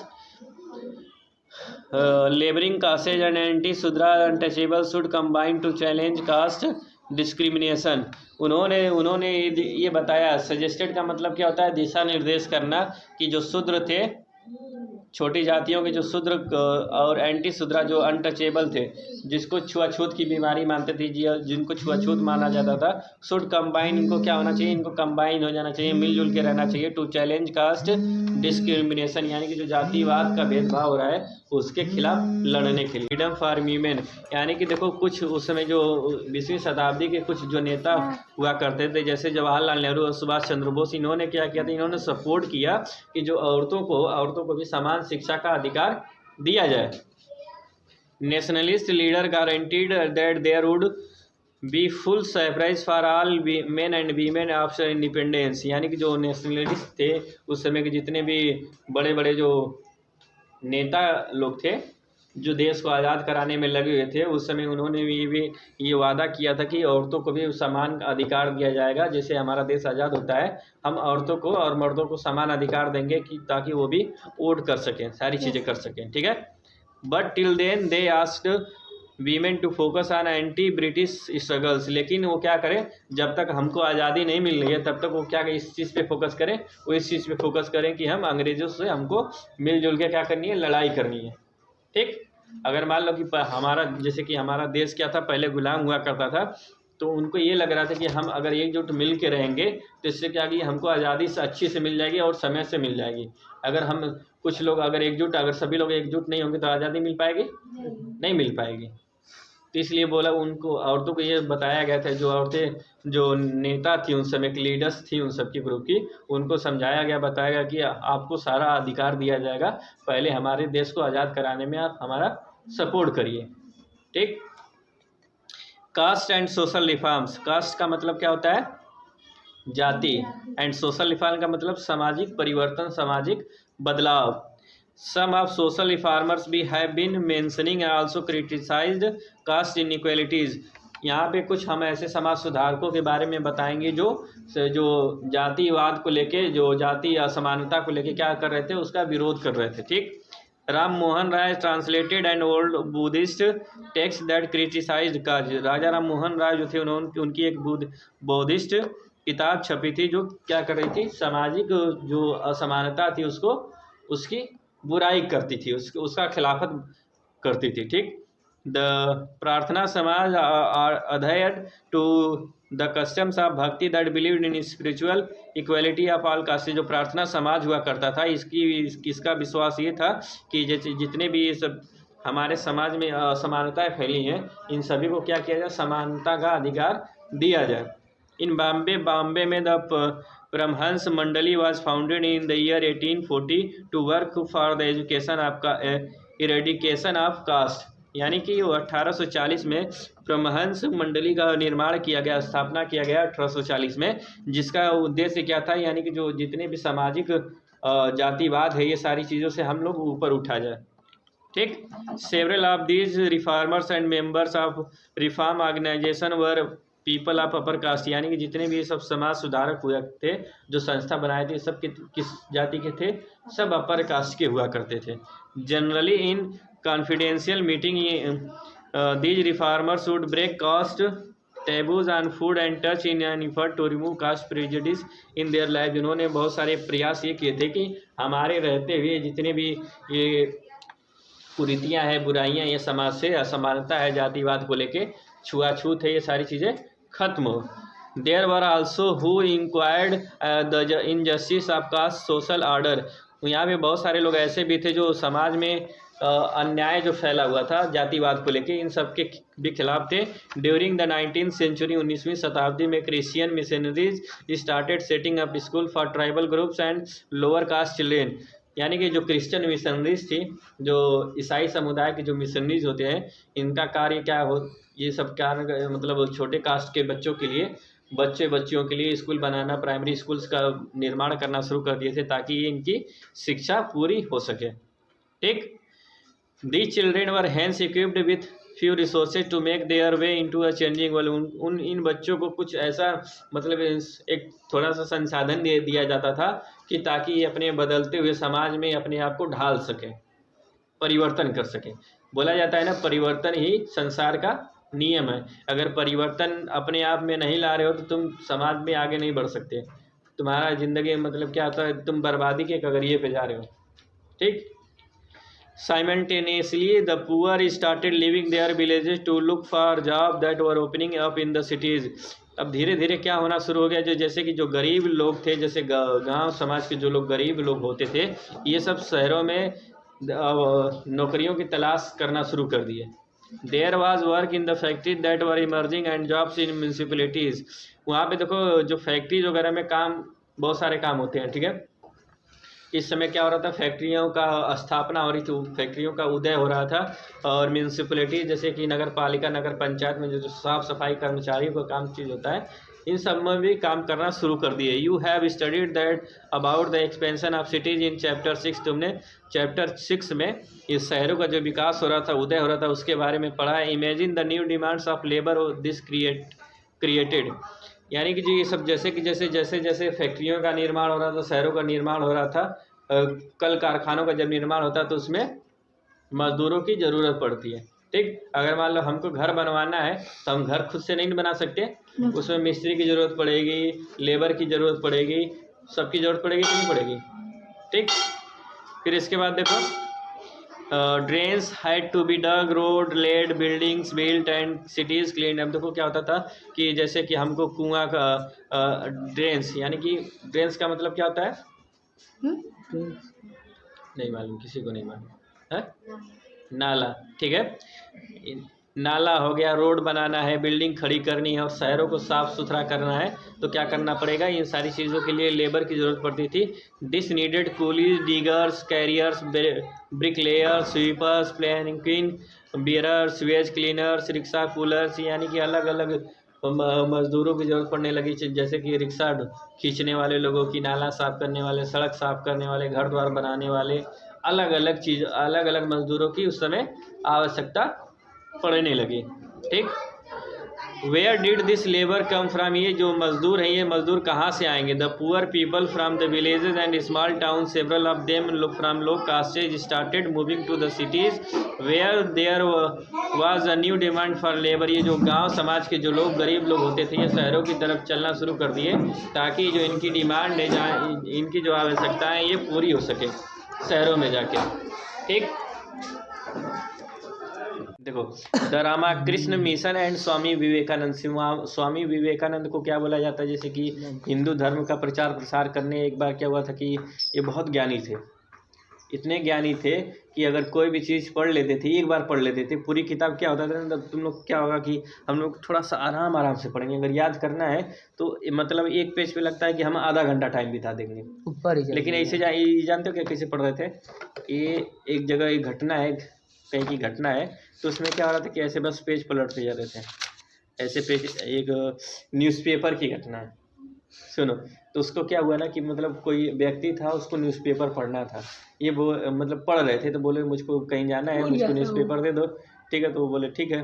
ये क्या ऐसे जैसे हम पेज पलटते हैं जल्दी जल्दी, उस तरीके से पढ़ लिए. बोले लोग, बोले तुम पढ़ लिए? बोले हाँ मैं पढ़ लिए. बोला इतना जल्दी पढ़ लिए? बोला हाँ। तो ये बोल रहे हैं कि स्वामी विवेकानंद बोले हाँ मैं पढ़ लिया। अब उसको यकीन नहीं हुआ भाई। अब तुम मान लो कि अगर न्यूज़पेपर जानते हो कम से कम 8-10 पेज का पेज होता है, ठीक है। 8-10 पेज को पढ़ने में तुम अगर पूरा पढ़ने लगो कम से कम 3-4 घंटा तुम्हारा जाएगा ही जाएगा ना। सही। अब सोचो कोई व्यक्ति एकदम सरसरी नज़र में पूरा पढ़ लिया, उसको यकीन नहीं हुआ, बोला कैसे मैं मान लूँ? तो बोला कि आपको जो पूछना है, जहाँ से पूछना है, जिस लाइन से पूछना है वहाँ से पूछ सकते हो। वो आदमी पूछना शुरू किया, ये बताना शुरू किए। विलक्षण जो बोला जाता है ना, विलक्षण दिमाग बुद्धि के होते हैं। कभी कभी लोग ऐसे लोग जन्म लेते हैं कि जो एक बार पढ़ ले तो पूरा का पूरा चैप्टर याद हो जाता है। ये वैसे ही से स्वामी विवेकानंद ऐसे ही विलक्षण बुद्धि के थे। इनको कोई भी चैप्टर ये पढ़ लेते थे, थोड़ा ही पढ़ लेते थे, सरसरी नज़र से पढ़ते थे, ये पूरा याद हो जाता था। एक बार क्या हुआ कि अमेरिका में शिकागो में शिकागो में हिंदू मतलब क्या होता है ना कि एक क्या हुआ कि सम्मेलन हुआ था, ठीक है। उस सम्मेलन में इनको कहा मतलब कि सभी अपने धर्मों के लेके बड़ाई कर रहे थे, ये भी हिंदू धर्म को लेके बोले। इन्होंने ऐसा बोला कि मतलब सब एकदम शांत हो गए। फिर उसके बाद से स्वामी विवेकानंद का नाम होना शुरू हो गया, हिंदू धर्म का प्रचार प्रसार हो गया वहाँ पे। आज भी अमेरिका में जहाँ भी ये सम्मेलन, जिस सम्मेलन में ये बोले थे, वहाँ की जो गलियाँ हैं, वहाँ का रोड इन्हीं के नाम से रखा गया है, स्वामी विवेकानंद। समझे? बहुत बड़े, बहुत महान थे। अमेरिका में इनका नाम लिखा है। स्वामी विवेकानंद। शिकागो में एक आंदोलन हुआ था, शिकागो में ही, कि वहाँ पे आंदोलन नहीं, सम्मेलन हुआ था। जैसे क्या होता है ना कि न्यूयॉर्क में कि शिकागो में, कि वहाँ पे धर्म से लेकर धर्म सम्मेलन हुआ था कि सभी लोग अपने अपने धर्म की बड़ाई करते हैं ना। सब लोग बोल लिए। जब ये गए तो सब एकदम शांत, जब बोलना शुरू किए तो एकदम शांत, चुपचाप सुन रहे कि हाँ भाई किसी चीज़ की कोई बात कर रहा है, कोई बोल रहा है, ठीक है। चलो इनके बारे में पढ़ते हैं। The Ramakrishna mission impressed the idea of solvation through social service and selfless action. जो रामाकृष्ण मिशन का मूल मकसद क्या था? इनका मूल मकसद था समाज सेवा, यानी कि बिना ये सोच कि हमको समाज सेवा करनी है कि मान लो कि हमको इनसे कुछ मिलेगा। अगर मान लो कि मैं ये सोच के तुम्हारी सेवा करूं, तुम्हारी हेल्प करूं कि तुम बदले में मुझको कुछ दोगे, तो समाज सेवा नहीं होती है ना। बिना किसी स्वार्थ के किसी की सेवा करो तो सेवा होती है, और किसी स्वार्थ के करोगे तो सेवा नहीं होती है फिर, ठीक है। It was named after Ramakrishna Paramhansa Swami Vivekananda guru. देखो जो स्वामी रामाकृष्ण मिशन की जो स्थापना हुई थी, ये किसके नाम से पड़ा था? ये रामाकृष्ण परमहंस के नाम पे पड़ा था, जो स्वामी विवेकानंद के गुरु हुआ करते थे। स्वामी विवेकानंद 1863-1902। स्वामी विवेकानंद का जन्म कब हुआ था? 1863 में हुआ था। उनकी जो डेथ हुई थी कब हुई थी? 1902 में हुई थी। पहले चले गए। बोला जाता है ना कि 100 साल की जिंदगी एक दिन में वो कट जाएगा। 100 साल की जिंदगी जीने से बेहतर है 100 दिन की जिंदगी, है ना। अगर ज़िंदगी तुम खुल के नहीं जिए, ज़िंदगी अपने तरीके से नहीं जिए, तो तुम 100 साल की ज़िंदगी में तुम्हारी क्या है? एकदम बेकार है। समझे? ज़िंदगी जीनी है तो अपने दम पे, अपने वसूलों पे जियो, अपने हिसाब से जियो। दूसरे के हिसाब से ज़िंदगी जीने का मतलब नहीं है, ठीक है ना। ये बोला जाता है ना 100 सोनार की एक लोहार की। तो जब तक 100 सोनार मारेगा उसको धीरे धीरे मारेगा, और लोहार एक ही बार मारेगा पूरा, है ना। हिसाब बराबर, ठीक। उसी तरीके से बोला जाता है कि 100 साल की ज़िंदगी कोई बड़ी बात नहीं होती है। उन 100 सालों में तुम कितना साल जिए हो ये भी तो मायने रखता है ना। ठीक उसी तरीके से देखो, whose real name was Narendra Nath Datta. जिनका स्वामी विवेकानंद का असली नाम क्या था? नरेंद्र नाथ दत्ता था। Combined the easy teachings of Shri Ramakrishna with his well set up modern outlook and spread them all over the world. इनके देखो क्या हुआ कि ये जो श्री रामाकृष्ण जो थे, इनकी जो टीचिंग थी, इनकी जो सीख थी, ये पूरे विश्व में फैलाए, पूरे विश्व में इनका प्रचार प्रसार किया स्वामी विवेकानंद। फिर इसके बाद देखो, after hearing him in the world parliament of religions at Chicago in the year 1893। अब देखो क्या मैं बोला था ना कि जो एक सम्मेलन हुआ था, विश्व सम्मेलन हुआ था, वर्ल्ड पार्लियामेंट ऑफ रिलीजन्स यानी कि विश्व धर्म सम्मेलन हुआ था कहाँ पे, शिकागो में 1893 में। द न्यूयॉर्क हेराल्ड सेड, यानी कि जो वहाँ का पत्रिका है न्यूयॉर्क हेराल्ड करके, उसमें ये बोला गया है we feel how foolish it is to send missionaries to this learned nation. अब देखो क्या हमको ये लगा कि कितने बेवकूफ़ है कि कोई मिशनरीज के व्यक्ति को यहाँ पे भेजा गया है, यानी कि इस विकसित कंट्री में, इस विकसित देश में किसी ऐसे व्यक्ति को भेजा गया है। ठीक है। Indeed Swami Vivekananda was the foremost Indian in the modern times who are reestablish the spiritual preeminence of the Vedanta philosophy on a world wide scale. अब इन सब के बावजूद देखो जो स्वामी विवेकानंद थे वाज द फोरमोस्ट इंडियन, यानी कि ऐसे व्यक्तित्व थे, भारतीय व्यक्तित्व थे कि जो पूरे विश्व में क्या किए थे, इन्होंने स्पिरिचुअल प्री इमिनेंस ऑफ वेदांत की, यानी कि जो वेदा की जो शिक्षाएं थी उन्होंने पूरे विश्व में इसका प्रचार प्रसार किया था। ठीक है।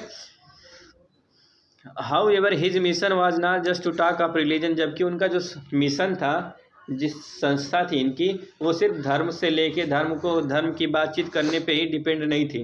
ठीक है।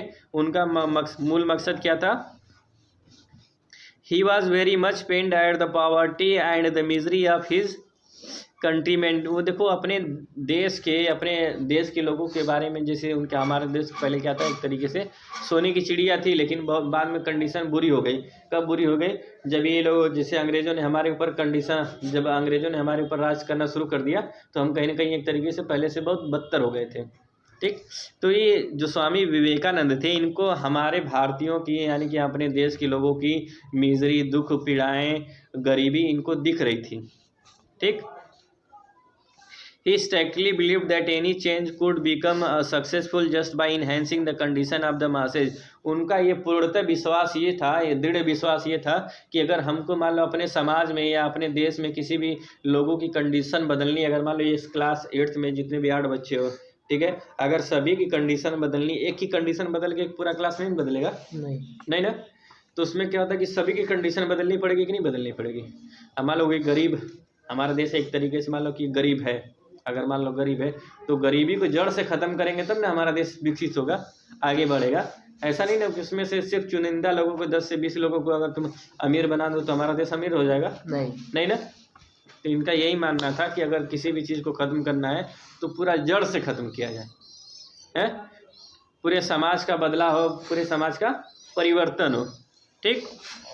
Hence his clarion call to the people of India was to rise above the narrow hold of their religion of the kitchen and stand together in the service of country। इसलिए उनका जो कि साफ और स्वच्छ निर्देश ये था कि हमको धर्म से ऊपर उठना चाहिए, धर्म जाति से ऊपर उठना चाहिए और अपने देश को आगे बढ़ाने के लिए सभी लोग को, सभी जो धर्म जाति के लोग हैं सभी लोग को एकजुट होना चाहिए और अपने देश को आगे बढ़ाना चाहिए, तभी हमारा देश तरक्की कर सकता है। ठीक। कहाँ गया जी। By sending out this call, he created a signal contribution to the nascent nationalism of our nation. His sense of nationalism was but not small in its conception. He was convinced that several of the problems facing on the humankind could only be overcome if the countries of the world stand together on equal footing। अब देखो ये सारी चीज़ें, जब ये सारी चीज़ें इसमें बताई गई है कि his sense of nationalism was, उनका जो सेंस था वो मतलब एक तरीके से राष्ट्रवादी थे, पूर्णतः राष्ट्रवादी हुआ करते थे। तो वो समाज को ये चाहते थे कि अगर पूरे विश्व को अगर आगे बढ़ाना है या किसी देश को अगर आगे बढ़ाना है तो उसमें क्या करना चाहिए, पूरे विश्व को एकजुट होना चाहिए। सभी अगर एक कदम ताल से आगे बढ़ते हैं तब जाके कोई देश आगे बढ़ेगा, है ना। अगर हम ही लोग इस क्लास में अगर सभी लोग मिलजुल के मेहनत करें, पढ़ाई करें, एक कदम से कदम ताल होती है ना कि कदम ताल मिला के अगर चलेंगे तो क्लास तरक्की करेगा, क्लास तरक्की करेगा तो स्कूल तरक्की करेगा, स्कूल तरक्की करेगा तो तुम लोग के गांव समाज में भी तुम लोग का नाम होगा, स्कूल का भी नाम होगा। ठीक उसी तरीके से इनकी सोच, इनका विचार था। ठीक। He was convinced that several of the problems facing the humankind could be only be overcome if the countries of the world stand together on equal footing. Hence, his exhortation to the youth was to stand united on the ground of a common spiritual heritage. इसलिए उनकी जो सोच थी कि जितने भी हमारे देश में यूथ है, यूथ का मतलब क्या होता है? नौजवान, सभी को एकजुट होना चाहिए, सभी को एक मत होके चलना चाहिए कि हमको ये चीज़ें करनी है और एक चीज़ें नहीं करनी है। आप अपने देश को आगे बढ़ाना है, ठीक है।